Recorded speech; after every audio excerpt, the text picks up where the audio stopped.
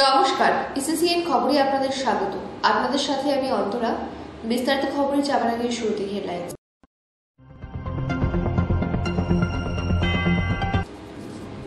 ATM card সহ গ্রেফতার 4।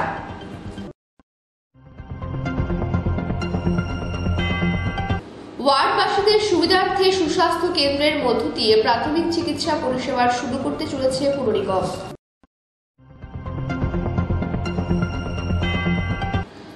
ময়নাগুড়ি বাজারে ঘিঞ্জি, দুর্ঘটনার আশঙ্কা ব্যবসায়ীদের। আসছে বিস্তারিত খবরে। এটিএম কার্ড সহ গ্রেফতার 4। বাগডোগরা বিমানবন্দর থেকে 129টি এটিএম কার্ড সহ 4 জনকে গ্রেফতার করল বাগডোগরা থানার পুলিশ। পূর্ণিয়া থেকে বাগডোগরা বিমানবন্দর হয়ে দিল্লি যাওয়ার ছক ছিল তাদের। ধৃত ব্যক্তিদের নাম ইরফান আহমেদ, নঈম আলভী, মোহাম্মদ রাজা, গৌরব সারুই, সকলেই গাজিয়াবাদ উত্তরপ্রদেশের বাসিন্দা। জানা যায়, বুধবার পূর্ণিয়া থেকে বাগডোগরা বিমানবন্দর হয়ে দিল্লি যাওয়ার উদ্দেশ্যে রওনা দিয়েছিলেন তারা। তবে বাগডোগরা বিমানবন্দরের নিরাপত্তা কর্মীরা 4টি ব্যাগ থেকে ওই এটিএম কার্ডগুলি উদ্ধার করে। অভিযুক্তদের আটক করে জিজ্ঞাসাবাদ চালিয়ে পরবর্তীতে তাদের বাগডোগরা থানার পুলিশের হাতে তুলে দেওয়া হয়। ধৃতদের বৃহস্পতিবার শিলিগুড়ি আদালতে পাঠিয়ে পুরো ঘটনার তদন্ত শুরু করেছে পুলিশ। ইসিসিএন খবর, দিনহাটা। ওয়ার্ডবাসীদের সুবিধার্থে সুস্বাস্থ্য কেন্দ্রের মধ্য দিয়ে প্রাথমিক চিকিৎসা পরিষেবা শুরু করতে চলেছে পুর নিগম। সেই লক্ষ্যে 24 নম্বর ওয়ার্ডে শুরু হলো এই পর্যাপ্ত পরিষেবা। আনুমানিক 29,95,000 টাকা ব্যয়ে 24 নম্বর ওয়ার্ডের দেবাশিস কলোনিতে শিলিগুড়ি পুর নিগমের তত্ত্বাবধানে গড়ে উঠল সুস্বাস্থ্য কেন্দ্র। মেয়র গৌতম দেব, ডেপুটি মেয়র রঞ্জন সরকার, 24 নম্বর ওয়ার্ডের কাউন্সিলর তথা চেয়ারম্যান প্রতুল চক্রবর্তী, বাসুদেব ঘোষ, আলম খান সহ অন্যান্য আধিকারিকদের উপস্থিতিতে সুস্বাস্থ্য কেন্দ্রের সূচনা হয়। সূচনা পর্বের কাজ শেষ করে মেয়র গৌতম দেব জানান, পুর নিগমের 47টি ওয়ার্ডে এই সুস্বাস্থ্য কেন্দ্র গড়ে তোলা হবে। প্রাথমিকভাবে এই শুভক্ষণে আনুমানিক মোট 1,15,00,000 টাকা ব্যয়ে 4টি সুস্বাস্থ্য কেন্দ্রের সূচনা করা হলো। এর ফলে ওয়ার্ডের সকল নাগরিকদের সুবিধা হবে। রাত বিরাতে প্রাথমিক চিকিৎসার জন্য হাসপাতালে দৌড়াতে হবে না। ছোট ছোট সব পরীক্ষার ব্যবস্থা থাকবে সুস্বাস্থ্য কেন্দ্রে। 29,95,000। তো 4টে স্বাস্থ্যকেন্দ্র সব মিলে 1,10,15,00,000 টাকা হবে। আমরা 47টা কেন্দ্রেই এই কাজগুলো, সুস্বাস্থ্য কেন্দ্র, পলিক্লিনিক, মাতৃসদন, অর্থাৎ স্বাস্থ্য ব্যবস্থা প্রাথমিকভাবে যেটা দরকার মানুষের, সেটা হাসপাতালমুখী না হয়ে মানুষ যাতে বাড়ির পাশেই পায় তার ব্যবস্থা করা। এখানে এখন 3 দিন এই সেন্টার খোলা থাকবে। এর মধ্যে আরও ডাক্তার, সিস্টার্স আমরা অ্যাপয়েন্টের চেষ্টা করছি।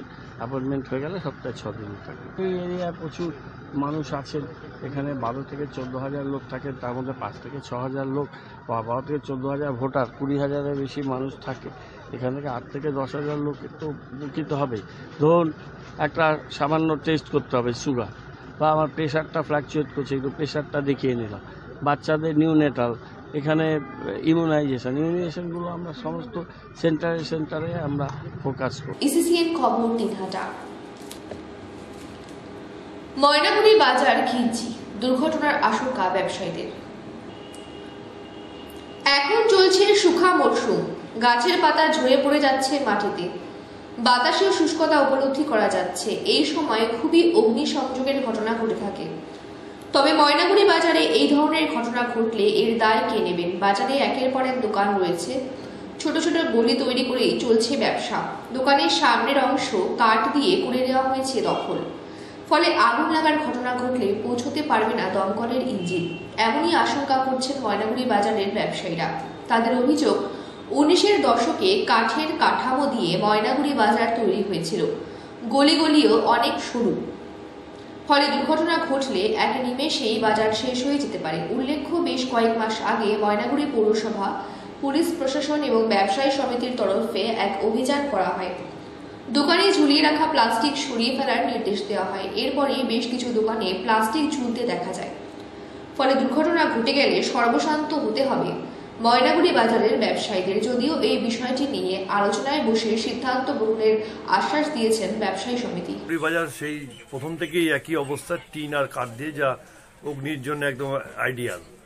তারপরেও আমাদের কিছু ক্ষেত্রে দেখা যাচ্ছে যে ব্যবসায়ীরা, আমরা বারবার সচেতনতা করার পরেও রাস্তার মাল লাগছে, ঠিক আছে। তো সেইখানে দাঁড়িয়ে কোনো দুর্ঘটনা যদি ঘটে, ফায়ার যদি হয় বা কিছু যদি হয়, ফায়ার ব্রিগেড তো ঢুকতেই পারবে না। ইভেন মানুষ যে পালিয়ে বাঁচবে সেখানেও কিন্তু অসুবিধার সৃষ্টি হবে। তো আমরা বারবার বলছি, এখনও শুনছে না। আমরা চাই যে ময়নাগুড়ি প্রশাসন এই ব্যাপারে এগিয়ে আসুক, জেলা পরিষদ এগিয়ে আসুক, এগিয়ে এসে একটি এমনভাবে ওনারা যাতে করে যাতে গলিগুলো পরিষ্কার হয়, মানুষ দোকানদার যাতে দোকানের মধ্যে মাল রাখতে পারে এবং মানুষ যাতে চলাফেরা করতে পারে এবং কোনো দুর্ঘটনা ঘটলে মানুষ দ্রুত বেরিয়ে পড়তে পারে, সেদিকটা আমরা দৃষ্টি আকর্ষণ করার জন্য বলছি। বললাম আরেকটা ব্যাপার, কিছুদিন আগে আপনারা পুলিশ প্রশাসন এবং আপনারা যৌথভাবে প্লাস্টিকের উপরে একটা, যেসব প্লাস্টিকগুলো টাঙানো আছে একটা দোকানের সঙ্গে আরেকটা দোকান, এই প্লাস্টিকগুলো যে কোনো ফায়ার হলে এই প্লাস্টিকগুলো আরও বেশি ক্ষতি করবে। তো সেই ব্যাপারে দেখা যাচ্ছে কিছুদিন বাদ থাকলেও আবার সে পুনরায় প্লাস্টিকগুলো লাগানো শুরু হয়ে গেছে। অ্যাকচুয়ালি আমরা তো ওই সময় ময়নাগুড়ি পুলিশ প্রশাসন, ফায়ার ব্রিগেড এবং পৌরসভার আমাদের যে কাউন্সিলর নিয়ে আমরা বেরিয়েছিলাম, তাতে খুব সাড়া পেয়েছিল। তারপরে হচ্ছে কি নজরদারির অভাবে এই ঘটনাটা হচ্ছে। আমরা চাই যে এই জিনিসটা অন্তত প্রত্যেক মাসে একবার করে যাতে রুটিন যদি আমরা করতে পারি, তাহলে এই জিনিসটা প্রতিহত করা যাবে। এটা তো ঠিক যে আগুনের সবচেয়ে ভয়ঙ্কর ব্যাপার প্লাস্টিক, এখান থেকে তো বেশি আগুনটা ছড়িয়ে পড়ে। শুকনা সিজন, যে কোনো সময় ফায়ার হতে পারে।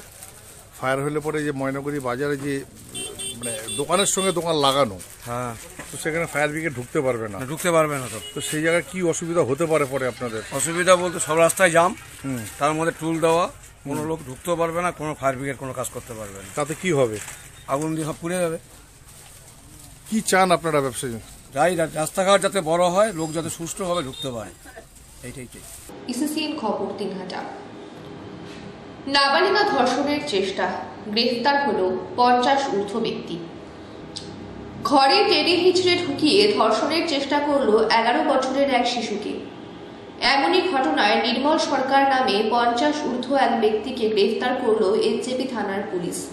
নাবালিকার পরিবার সূত্রে জানা গেছে, গত 18 ফেব্রুয়ারি সাউথ কলোনির 11 বছরের নাবালিকাকে ঠাকুর ঘরের কাজের ছলে বাড়িতে ডেকে নির্মল সরকার নামে ওই প্রতিবেশী বলপূর্বক ধর্ষণের চেষ্টা চালায়। পরবর্তীতে নাবালিকার চিৎকার শুনে পৌঁছায় নির্মল সরকারের মা। তারপরই তাকে ছেড়ে দেওয়া হয়। তবে জানা গেছে, এই ঘটনা যাতে কাউকে না জানানো হয় তার জন্য সেই নাবালিকা ও তার পরিবারকে খুনের হুমকিও দেওয়া হয়, যার ফলস্বরূপ এই নাবালিকা বিষয়টি কারো কাছে জানানোর সাহস দেখায়নি। তবে কিছুদিন পর সে অসুস্থ বোধ করলে বিষয়টি পরিবারের সদস্যরা বুঝতে পারে। তারপরে সমস্ত বিষয় খুলে বলেন পরিবারকে। অভিযোগের পরপরই বুধবার নাবালিকাকে নিয়ে পরিবারের সদস্যরা এনজেপি থানায় নির্মল সরকারের বিরুদ্ধে লিখিত অভিযোগ দায়ের করে। অভিযোগের ভিত্তিতে এনজেপি থানার পুলিশ গ্রেফতার করে নির্মল সরকারকে। বুধবার রাতেই নিগৃহীত নাবালিকাকে শারীরিক পরীক্ষার জন্য উত্তরবঙ্গ মেডিকেল কলেজ হাসপাতালে নিয়ে যাওয়া হয়। পরিবারের সদস্যরা অভিযুক্তর কঠোর শাস্তির দাবি জানায়। আরে আমাকে তো কালকে বললো যে এই ঘটনা নাকি ওর পাশের বাড়ি, ও মামা বলে ডাকে, নির্মল নাকি ওকে নাকি বলে ধর্ষণ করছে, এইটুকুই ও আমাকে বললো। এখন বলে যে কি করা যায়, তা এখন ওরা এসে দেখি যে এরা থানা পুলিশে আসছে, এখন থানা পুলিশের কাছে আসছে। এখন পুলিশরা এখন কি স্টেপ নিচ্ছে সেটা আমরা দেখতে চাই। আর আমি চাই যে ওর সাথে যে ঘটনা হয়েছে তার যেন শাস্তি হয়। ঘটনা বলে গত রোববারের ঘটনা, আজকে 11 দিন হয়ে গেল। হ্যাঁ, ও পুরো টর্চার করছে, তো ওকে পুরো ভয়ে ছিল। ও মুখ খুলে নেই, বলে নাই। ওর মাকে পরশুদিন জানাইছে ঘটনাটা, তারপরে এখন ওই যে ওর মা নিয়ে আসছে। আমার ভাগ্নি হবে। আমার নাম মায়া চক্রবর্তী। ইসিসিএন খবর, দিনহাটা।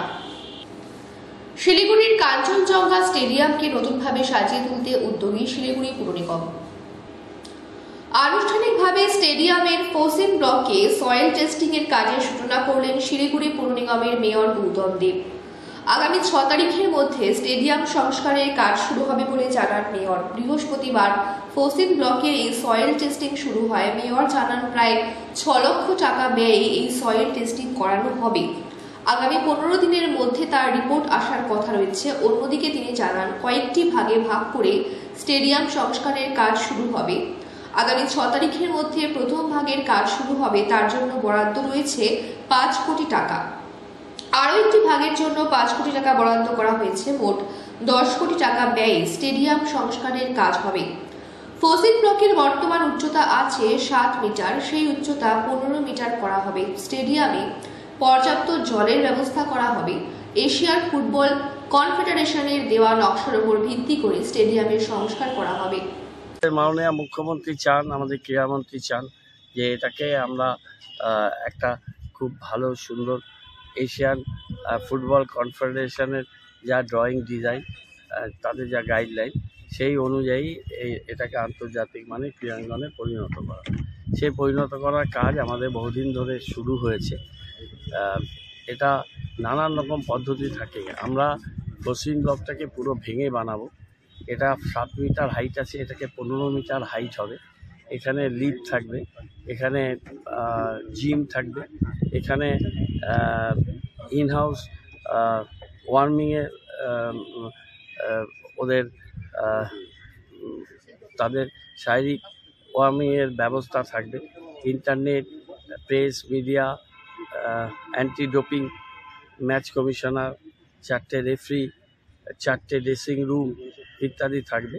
এবং তলায় কার পার্কিং হচ্ছে, ভিআইপি কার পার্কিং, প্রায় 30-40টা কার পার্কিং হবে। এবং এটা এসি ব্লক থাকবে, নন এসি ব্লকও থাকবে এবং উপরটা পুরো কভার দেওয়া থাকবে। কত টাকা ব্যয়? এটা এখনও পুরোপুরি এস্টিমেট তৈরি হয়নি। আজকে আমরা প্রায় 6 লক্ষ টাকা দিয়ে সয়েল টেস্টিংটা করাচ্ছি। এই পার্টে সয়েল টেস্টিংয়ের পর চিফ গভর্নমেন্ট আর্কিটেক্ট উনি আমাদের একটা প্রাইমারি ডিজাইন দেখিয়েছে, কিন্তু স্ট্রাকচারাল ড্রয়িং না হলে পুরো এস্টিমেটটা আসবে না, সুতরাং সেটা আমরা বলতে পারবো না। আমরা উল্টো দিকে এই পুরো ব্লকটা জন্য প্রায় 10 কোটি টাকা ব্যয়িত হবে। এসিসিএন খবর দিনহাটা।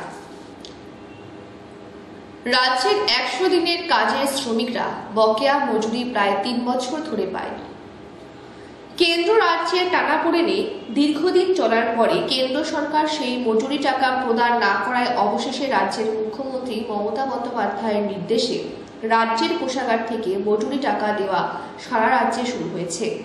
সারা রাজ্যের প্রতিটি গ্রাম পঞ্চায়েত এলাকায় এই বকেয়া 100 দিনের মজুরি প্রদান করায় মুখ্যমন্ত্রী মমতা বন্দ্যোপাধ্যায়কে ধন্যবাদ জানানোর জন্য বিশেষ গ্রাম সভা প্রতিটি অঞ্চলে অনুষ্ঠিত হচ্ছে। সেই মতো ক্রান্তি ব্লকের রাজাডাঙ্গা গ্রাম পঞ্চায়েত এলাকার আনন্দপুর কমিউনিটি হলে 100 দিনের কাজের শ্রমিকদের নিয়ে রাজাডাঙ্গা গ্রাম পঞ্চায়েত বিশেষ গ্রাম সভা অনুষ্ঠিত হয়। শ্রমিকদের প্রাপ্য 100 দিনের কাজের বকেয়া মজুরি টাকা ব্যাংক অ্যাকাউন্টে ঢুকে যাওয়ায় শ্রমিকদের মুখে হাসি এবং সকলে মমতা বন্দ্যোপাধ্যায়কে ধন্যবাদ জানিয়েছেন। এছাড়াও এদিন আনন্দপুর চা বাগানে চা শ্রমিকের এবছর পাট্টা দেওয়া হয়। সেই সকলে শ্রমিকদের চা সুন্দরী প্রকল্পে নতুন করে 574 জনকে টাকা দেওয়া হয়েছে নতুন করে ঘর বানানোর জন্য। আর এই চা সুন্দরী প্রাপক বেনিফিশিয়ারিরা গ্রাম সভায় উপস্থিত থেকে মমতা বন্দ্যোপাধ্যায়কে ধন্যবাদ জানালেন। এই দিনের এই বিশেষ গ্রাম সভা অনুষ্ঠানে উপস্থিত ছিলেন ক্রান্তি পঞ্চায়েত সমিতির সভাপতি পঞ্চানন রায়, ক্রান্তি ব্লক ডিআরডিসি অতুল চন্দ্র চৌধুরী, বিআই ও সুরাতন মণ্ডল, অঞ্চল এক্সিকিউটিভ অ্যাসিস্ট্যান্ট প্রাণপল্লব সরকার, রাজাডাঙ্গা অঞ্চল প্রধান সঞ্জয় উরাও, উপপ্রধান মিন্টু রায়, পঞ্চায়েত সদস্য রামিজুল আলম, সুদীপ রায়, নিখিল রায়। ইসিসিএন খবর দিনহাটা। ইসিসিএন খবর এখনকার মতন এই পর্যন্তই। আপনারা দেখতে থাকুন ইসিসিএন খবর, সবার মাঝে সবার সাথে।